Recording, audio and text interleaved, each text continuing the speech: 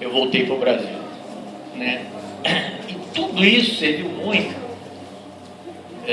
para aprender na vida privada mesmo, né? Hoje, eu tenho 20 anos que eu trabalho, montei uma firma aqui em Brasília, e você tem que dar valor ao pessoal que trabalha com você, o time. O time é a coisa mais importante.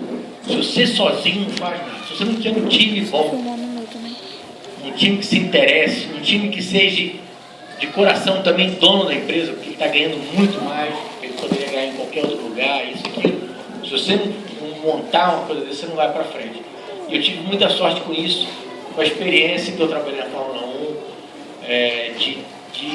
de aprender o início, meio e fim, e ter horário, que é uma das coisas mais fundamentais, é ter horário certo, ter horário de trabalho, ter horário de compromisso. Isso é uma coisa que na vida ajuda muito. E aí, montei a Autotrac aqui em Brasília, voltei para Brasília, né? Apesar que cheguei aqui em Brasília nos anos 60, né? Na semana da inauguração, e aí saí daqui nos anos 70, 77, 78 eu fui embora e voltei em 91. E em 92 eu comecei a trabalhar, em 93 eu fundei a Autotrac, e nós temos 20 anos agora de trabalho. Então eu tive duas vidas, né? A vida do automobilismo e a vida, foram quase 20 anos de automobilismo, 20 anos de Autotrac, de trabalho. Que eu cheguei aqui e comecei a trabalhar, né? Eu sempre falo, até os 40 anos eu não trabalhei, e aí comecei a trabalhar, a ter responsabilidade, né? De ter empregado, de pagar salário para todo mundo e tudo. Nós começamos aí com 25 pessoas, chegamos a ter 1.200 funcionários. Hoje mudamos um pouco a estruturação e vendemos, doamos as filiais para todos os nossos funcionários. Então tiramos um pouco diminuímos um pouco a empresa, mas continua mais de 1.500 pessoas trabalhando em torno da Autotrac. Então mais ou menos a história é essa, e mais ou menos que eu tirei da vida, que tudo do automobilismo me ensinou a trabalhar no dia a dia do trabalho. Então, é isso aí.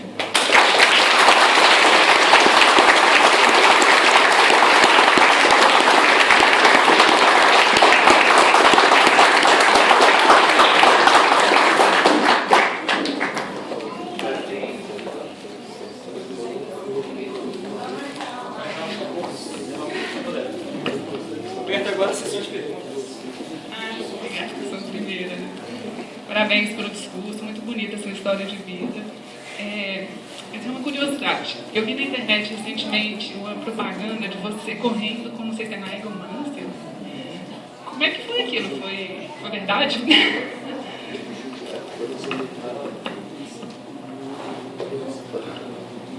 Realmente, com o sucesso que eu tive com a minha empresa, às vezes me chamam para fazer qualquer publicidade, tudo, eu cobro tão caro que o pessoal desiste, né? E a Ford queria fazer essa campanha do Fusion e me ofereceu uma cifra. Eu falei, não, eu quero 10 vezes mais. Os caras pensaram um tempo, mas aceitaram, porque eles tinham um plano muito bacana que eu vou contar aqui. E aí, como fizeram a mesma coisa pro Nágio. O Nágio está morrendo de fome, aceitou qualquer dinheiro e veio para o Brasil aqui. E nós fomos fazer esse comercial lá no Rio Grande do Sul, numa pista nova que fizeram lá. E aí foi muito engraçado. Primeiro dia, aí filma, ele é cheio de coisa, né? Ele queria roupa preta porque ele queria ficar mais magro. Eu falei, qualquer coisa para mim tá bom. Aí ele queria chegar de helicóptero, cheguei de carro, tudo filmado, aquela coisa e tudo. Foram 2 dias de filmagem, tinham mais ou menos 100 câmeras. Eu falei, eu nunca tinha visto um negócio de cinema tão bacana. E aí, no terceiro dia, o cara falou, olha, agora vai ter 3 corridas de 3 voltas, porque o carro não conseguia dar mais de 3 voltas, porque acabava os freios. Carro de rua, para andar em pista, se não for preparado, acaba os freios, ferve, acontece tudo isso, né? Foi 3 voltas, 3 corridas de 3 voltas. Aí eu falei, mas qual é o script? Não tem script não, é cuida pra valer. Eu falei, cuida pra valer? Eu falei, quantos carros vocês têm aí? Porque não vai ficar um carro inteiro, né?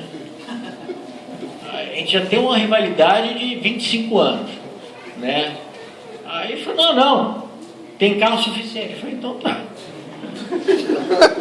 Aí largamos a primeira largada. Já que estou falando, os ingleses não são muito inteligentes, eu já desliguei o ar-condicionado, estava 42 graus. Eu desliguei o ar-condicionado, você ganha aí 4, 5 cavalos. Desligando o ar-condicionado, meu carro andava mais do que o dele. Aí largamos na primeira curva, já se batemos, aí fomos, e foi aquele pega, e aí ele me passou direto na gincana, cortou o caminho. Eu falei, pô, sacanagem. Aí ganhou a primeira. Eu falei, tudo bem. Aí na segunda, eu fui lá e ganhei. Não, mentira. Primeiro eu ganhei, na segunda ele cortou o caminho e ganhou. Aí na terceira, ele cortou o caminho de novo. Ele chegou na última volta, eu dei na traseira dele, ele rodou. Aí eu ganhei a corrida. Aí a Ford pegou e fez um filme só. Ele levou 3 meses para deixar. Ele não queria que mostrasse isso, mas foi a verdade. Foi uma corrida limpa e tudo, e fizeram. E foi uma propaganda na internet muito boa. Teve mais de 5 milhões de views. Foi na internet. Foi o maior número de views de uma publicidade de internet da América do Sul. Foi muito bacana. E aí, depois eles quiseram passar no mundo inteiro. Aí eu botei um preço absurdo e eles desistiram. Gostaria de saber, porque diante da lagarta, você sempre apareceu com o olho fechado, parecia que estava dormindo, era um momento de concentração, o que era? Olha, é tão feio falar isso, mas eu vou falar. Eu encontrei um médico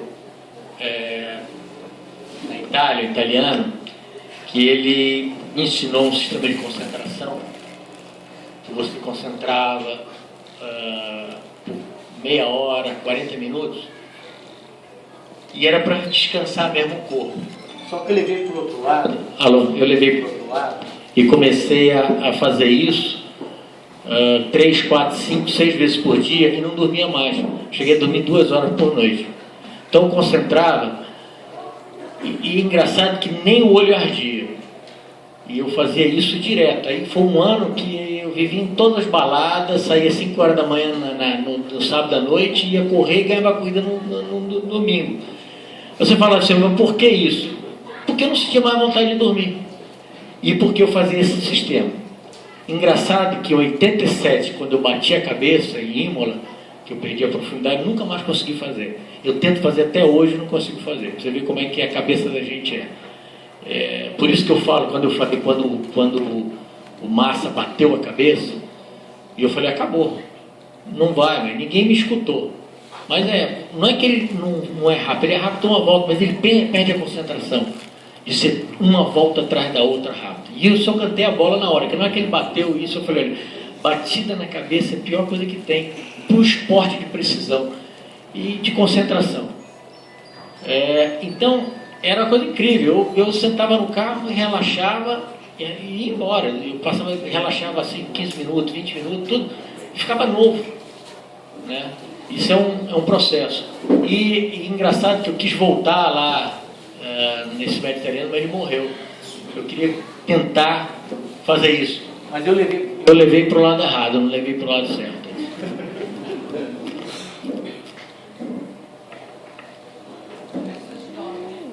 Como você falou de massa, nós estamos numa fase muito de Fórmula 1. Mas, para mim, a grande emoção da Fórmula 1 nos últimos anos foi a sua volta em Brabham, em São Paulo, há 3 anos atrás. Quem vamos ter esse ano? Eu vou a São Paulo ou não? Não, geralmente, eu sei, mas eu fui lá em Goodwood esse ano e guiei o carro lá na subida de montanha de Goodwood, então eles não vão trazer para cá, né? O melhor lá foi a bandeira do Vasco, né? Você viu lá? Olha, você sabe que Eu de futebol não gosto muito não, mas tem um flamenguista amigo meu que falou assim, você quer arrumar uma confusão em São Paulo? Confusão é comigo mesmo. Ele falou, pô, leva a bandeira do Vasco, bota ela na bandeira do Vasco na última volta, com aqueles corintianos lá, vai dar uma confusão e o Vasco está disputando o campeonato com o Corinthians. Você sabe que o nome Piquet ficou, naquele fim de semana, entre os 5 maiores no Twitter no mundo inteiro. Olha que absurdo que é futebol. Futebol é um negócio tão forte, né? Tão forte, que cada bandeira do Vasco, o negócio criou uma dimensão enorme. Mas tinha muito corintiano jogando, então não deu para ganhar. Mas para mim foi uma emoção bacana. Eu agora guiei, mas não guiei na pista, eu guiei no aeroporto, o Brabham com mais de 1000 cavalos, e a tudo acelerada que eu dei na reta, eu quase que apaguei a visão. A gente vai ficando velho, não tem jeito não, a gente tem que tomar cuidado. Qual foi a equipe que te deu mais vontade, o carro mais gostoso? A Brabham foi muito bacana, porque em 79 eu corri o ano inteiro com Lauda, então aprendi muita coisa. É o seguinte, como eu falei, eu era motorista, mecânico e engenheiro. Quando eu entrei da Fórmula 3, fui direto para a Fórmula 1. Então eu não sabia falar para o engenheiro o que estava acontecendo com o carro. Eu sabia tudo que estava acontecendo com o carro.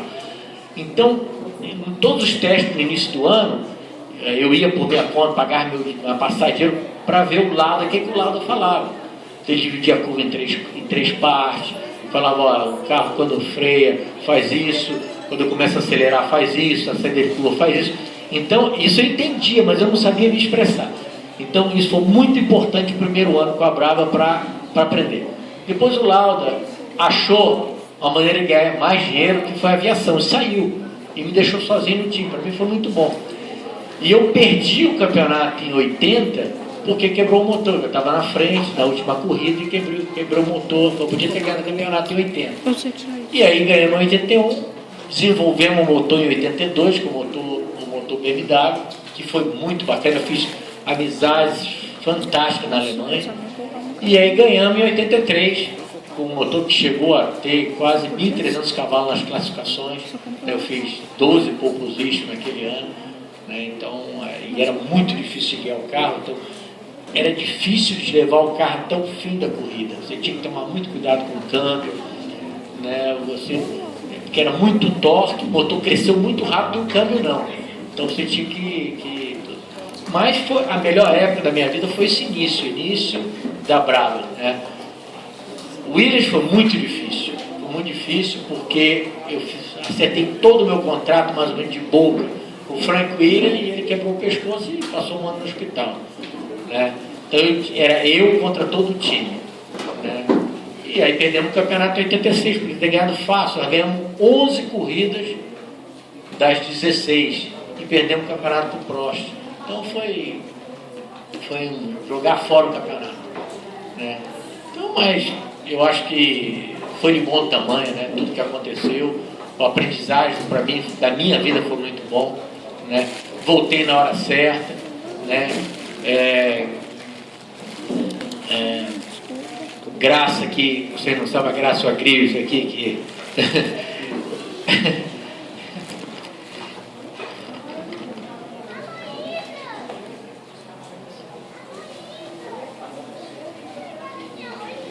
Enquanto você se recupera, Deus, queria que você falasse um pouquinho, por exemplo, essa questão emocionante. Todos que estamos aqui, da sua pessoa, o que você fez com o nosso país.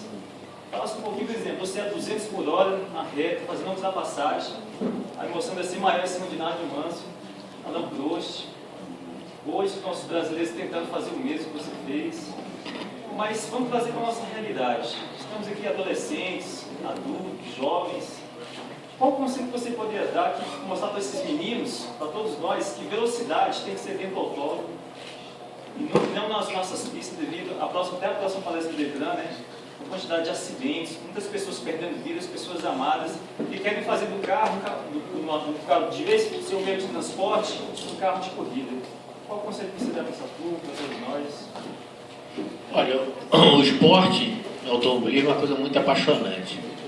E guiar, né? Guiar em velocidade é uma coisa que até hoje eu adoro, isso, aquilo, apesar que a gente vai ficando velho e vai perdendo os reflexos e tudo, mas eu adoro isso. Eu acho que quem gosta tem que começar nos kart indoor, indo lá, vendo que é gostoso demais e não tem perigo nenhum. E logo, que o automobilismo no Brasil está na decadência enorme. Engraçado, a gente só atrai gente ruim para dirigente de tipo de federações, né? E tem que mudar esse regulamento, tem que mudar, a pessoa tem que ser paga para fazer isso. Não pode fazer porque só atrai bandido, cara, só atrai gente ruim que quer tirar proveito e tudo. Então isso é uma coisa que eu não sei, sabe, eu fui aqui no Estatuto Autódromo aqui, tentei fazer um tombo aqui em Brasília, gastei um monte de dinheiro meu para fazer tudo, mas o que o pessoal jogou contra, o que a confederação e tudo, eu tive que fazer liga, sabe, porque ninguém quer o bem do automobilismo, o pessoal quer o bem de si próprio e acabou.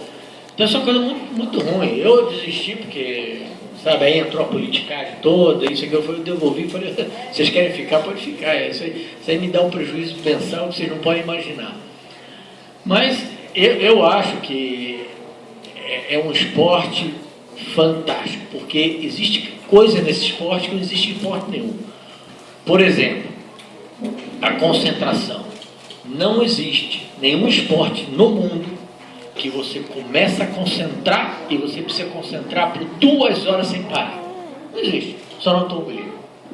Por isso que você tem a Fórmula, quer dizer, a Fórmula 4, que é a corrida de 15 minutos, depois vai a Fórmula 3, é de 40 minutos, 1 hora, depois vai aumentando para você pegar o ritmo de concentração. Engraçado que eu nunca gostei de estudar, mas depois que eu aprendi a concentrar, eu comecei a fazer os cursos de aviação, porque eu comecei a voar todos os meus aviões. E quando eu ia estudar, eu conseguia estudar 2 horas, 3 horas sem parar. Coisa que no colégio não tinha maneira de fazer isso. Eu começava a estudar, eu perdia o foco, isso, aquilo. E tudo isso é a parte de concentração. Então é um esporte muito bacana. E para começar, tem que começar no kart, não tem dúvida. O kart hoje é o veículo para guiar mais perto da Fórmula 1. Apesar que você sai do kart e vai fazer outras categorias, a que mais parece o Fórmula 1 é o kart, porque é duro, a reação é muito rápida, não tem suspensão. Na hora que você vira no carro, você tem a deformação do pneu, a deformação da suspensão, tudo para depois virar. No kart não, é tudo muito rápido, ele não tem deformação nenhuma, então você tem os mesmos reflexos, muito parecido com a Fórmula 1, não tem a velocidade, mas tem muito parecido. Então, mas voltando agora que eu estou melhor, eu tenho que falar do senhor aqui. Eu cheguei aqui no Brasil e queria montar o Autotrack, precisava alugar os transponders, o satélite. E aí eu descobri que isso aqui a telecomunicação era um monopólio do governo. A Grives era o chefe da Casa Civil do Itamar. Então, me fez uma entrevista, nós apresentamos um projeto para o Itamar. E o Itamar falou, mas qual o problema? Foi o problema que eu quero pagar um transponder e a Embratel não quer alugar. Ele falou, se esse é problema aí, acabou o problema. E ele quebrou a barreira de telecomunicação com o Autotrack. Graças a Deus.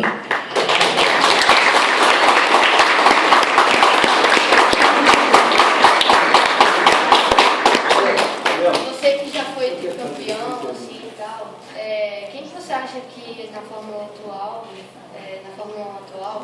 vai chegar pelo menos um pouco aos pés? Não entendi. Quem vai chegar aos seus pés hoje, atualmente, na Fórmula 1? Quem que você acha que está se desempenhando melhor? Dos brasileiros?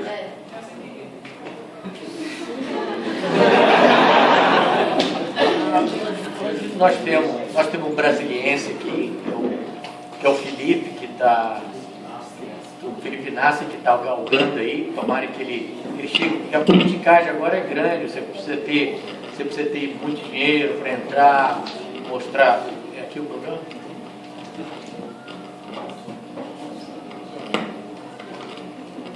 Mas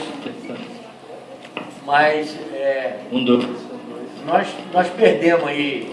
Eu acho que o Massa está em decadência por causa do acidente que ele teve. O Rubinho está fazendo aniversário de 50 anos, ele tem que parar, ele está tentando até hoje. Não adianta, você perde os reflexos, fica mais velho. Não adianta que você tem que. Você vê a prova disso foi o Schumacher. O Schumacher teve toda a ascensão, ganhou tudo o que quis e tudo, e parou de correr. Chegou em casa, olhou para a mulher e falou: não, vou ter que ir embora daqui porque eu vou começar a trabalhar de novo. Aí voltou para a Fórmula 1 e não conseguiu mais ganhar. Mas por quê? A idade, não tem jeito. A fresqueza, o reflexo que você tem, tudo, a pessoa mais velha vai perdendo isso. Não adianta que não volta atrás. Então, hoje nós temos que torcer para os novos, né? E realmente estamos carentes disso aí. Hoje, para você ver, nós temos que falar muito bem do Emerson. O Emerson foi piloto brasileiro que abriu o caminho para nós. O Emerson foi para a Europa, ganhou o campeonato de Fórmula 4, ganhou Fórmula 3, foi na Fórmula 1, ganhou. E depois do Emerson, mais de 3.000 brasileiros tentou o mesmo caminho. Sabe? Poucos conseguiram, mas mais de 3.000 tentaram fazer o mesmo caminho que o Emerson fez. Né? É aquela história do ovo de Colombo. Né? Colombo botou o ovo em pé. Como é que ele colocou o ovo em pé? Ele quebrou o ovo e botou ele em pé. Ele falou: mas assim todo mundo faz. Mas ele foi o primeiro a fazer. Então essa é a história. O primeiro sem se dar muito valor. Nós estamos aí tentando aí pegar jovens que mais. Nós estamos com a safra, está difícil.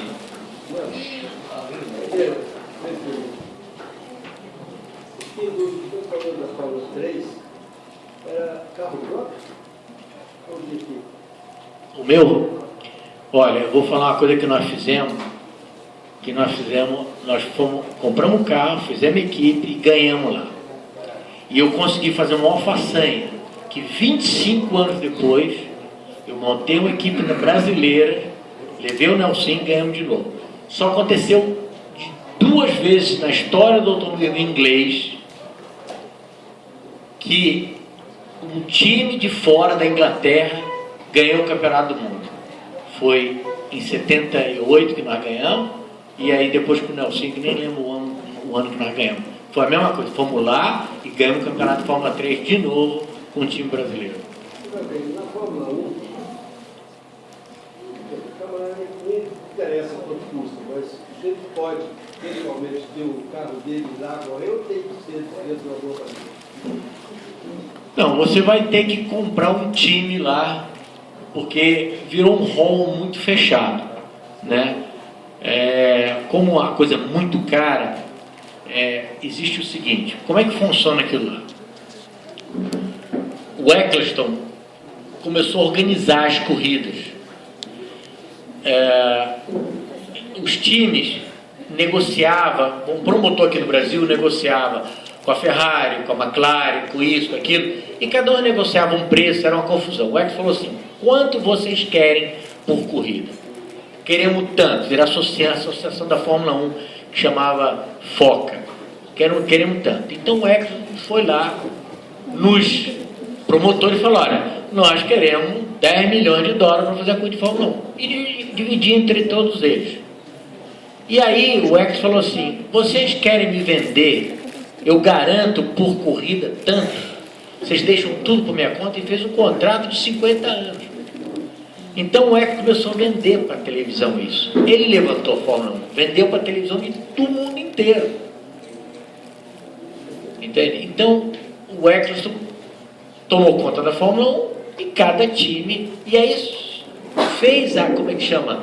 O círculo da Fórmula 1, né? Todos os times ganham para o prêmio do resultado do ano anterior, desse ano, né? E essa grana toda Para você ver, um time sem patrocínio ganha aí, por ano aí, uns 60, 70 milhões de euros, né? Sem patrocínio, fora o patrocínio que eles têm. Você vê que o mundo de lá, da Fórmula 1, é uma coisa que gera mais de 1 bilhão de euros dividido entre todos os times por ano. Guardadas as proporções, cara, quando você está na sua língua 27, Hã? a língua é 27? A minha língua é 26. 26, correndo lá em Franca, claro, guardadas as proporções. Você sente o mesmo gosto ali, correndo ali, do que você sentia em alta velocidade das... Acredite ou não, eu sinto até melhor. Porque é tão perigoso o carro, não tem freio, anda pra cacete, né? Cara, eu saio de lá 10 anos mais velho, 10 anos mais novo, toda vez que eu vou lá em Franca com o meu carro. Porque aquele negócio é o seguinte, eu quando estou na rua, eu boto até com motoboy, né? Bom, eu estou de Vespinha, chega o motoboy, pega. Não posso nem falar isso aqui na frente do detalhe. Mas isso é pior do que doença, cara. É uma doença que cai no sangue da gente, que a gente quer botar pega de tudo que é jeito. Bom dia.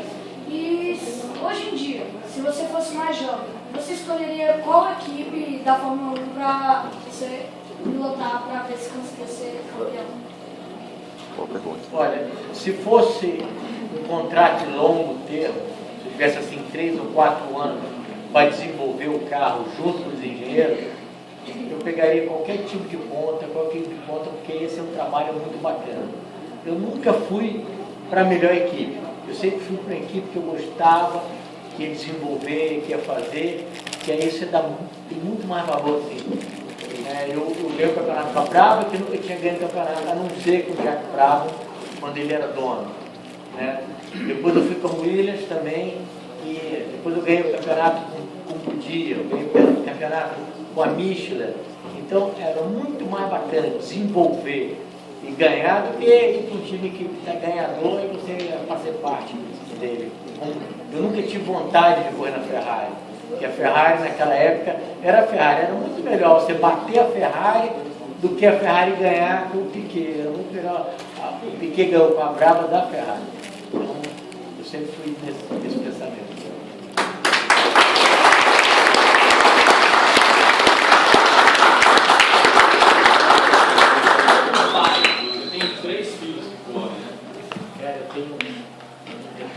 Eu tenho 7 filhos. São 5 homens e 2 meninas. Dos 5 homens, 4 correm.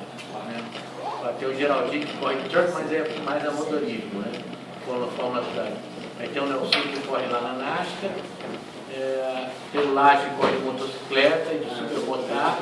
E tem o Pedro que está correndo de carro agora. Você já participou de uma corrida de motocicleta? Corri.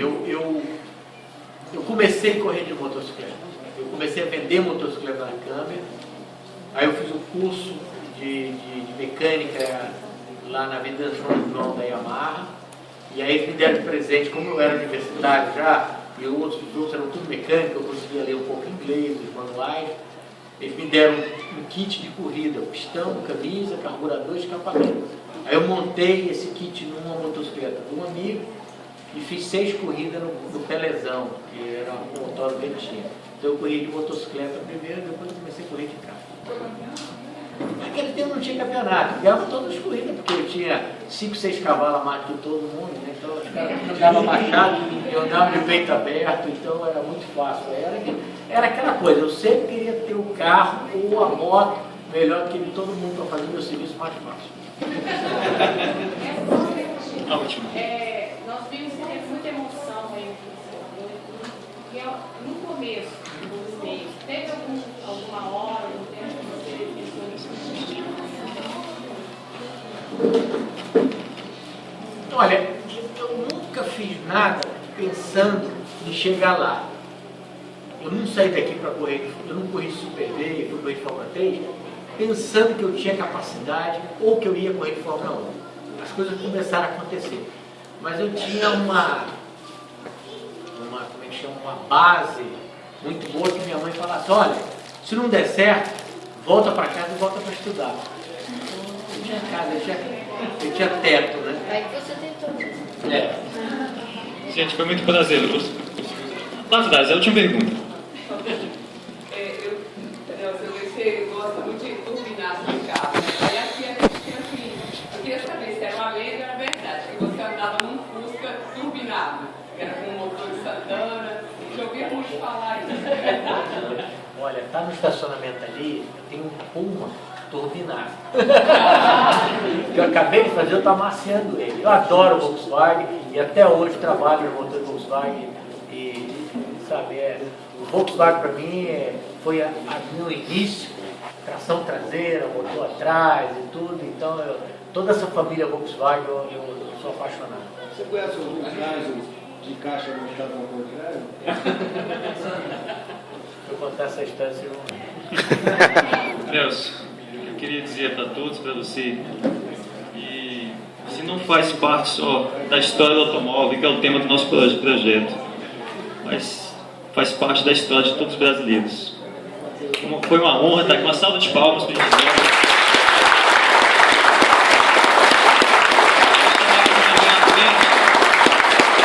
Presidente do Vectra, por gentileza, o presidente do Vectra, né, que nos deu todo o apoio com os veículos aqui. Né. Também o ministro Henrique Margrives. Entregar aqui o certificado para vocês, agradecendo a participação. Esse é o...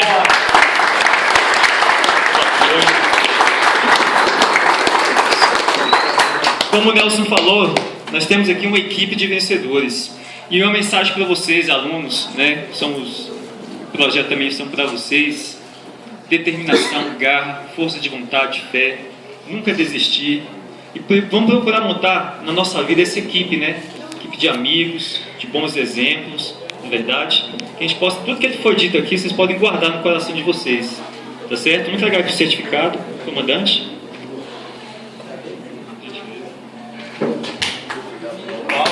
Palmas.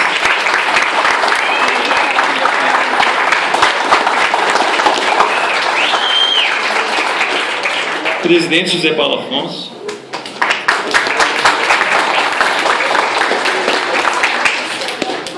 Ministro Henrique Margrives.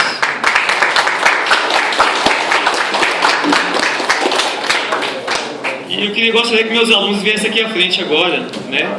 Que a gente possa registrar esse momento. Isso. Tá ali dentro. Pega lá dentro. Biel. Os alunos aqui, né? Biel. Os alunos do projeto A História do Automóvel. Lembrando que as palestras não terminaram, temos a palestra por aqui ainda, viu gente? Entendeu, Nelson? Se você puder